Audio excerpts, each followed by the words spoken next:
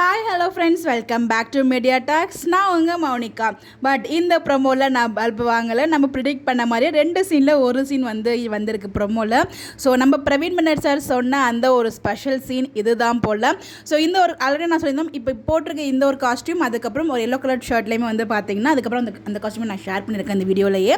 இந்த 2 காஸ்ட்யூமில் தான் நம்ம விஜய் பார்த்தீங்கன்னா ஆஃபீஸில் ஷூட் பண்ணியிருக்காங்க. காவேரி இந்த காஸ்ட்யூமில் வருவாங்க. ஸோ அதுக்கான ப்ரொமோ வரதுக்கு நிறைய பாசிபிள் இருக்குது. அப்படின்னா சேட்டுத்தனமான விஜய்க்கான ப்ரொமோ வரும் நம்ம சொல்லியிருந்தோம். நம்ம எதிர்பார்த்த மாதிரியே அந்த ஒரு சீன் தான் ப்ரொமோல வந்துச்சு. அப்பாடா, ரொம்ப நாளுக்கு அப்புறம் பார்த்தீங்கன்னா 2 பேரும் பேசுகிற மாதிரி ஒரு சீன் காமிச்சிருக்காங்க. அதுவே ஹாப்பியாக இருந்தாலும் ஆனால் கடைசியாக காவேரி பேசின அந்த ஒரு டைலாக் கொஞ்சம் வருத்தமாக இருந்துச்சுங்க. ஒரு விஷயம், நம்ம ஆஃபீஸ்னு சொல்லும்போது விஜயோட ஆஃபீஸுக்கு தான் போவாங்களோ அப்படின்ற மாதிரி நான் எதிர்பார்த்தேன்.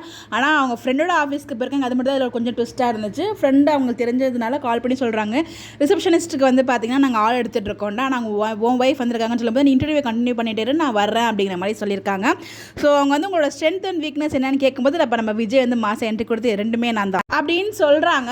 ஆனால் பார்த்தீங்கன்னா காவேரி சமஷாக்காக நின்றுட்டு இருக்கிறாங்க. அப்போ நீ என்னை விட்டு போனால் நான் ஃபீல் பண்ணணும்னு உனக்கு தெரியாதா, என்னால் இருக்க முடியாது உனக்கு தெரியாதா அப்படிங்கிற மாதிரிலாம் சொல்கிறாங்க.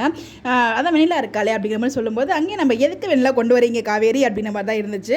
நான் உன்னை எங்கே வச்சுருக்கேன்னு தெரியுமாடி, இங்கே வச்சுருக்கேன் அப்படிங்கிற மாதிரி ரொம்ப அழகாக டைலாக்லாம் பேசியிருப்பாங்க. ரொம்பவே நல்லா இருந்துச்சு.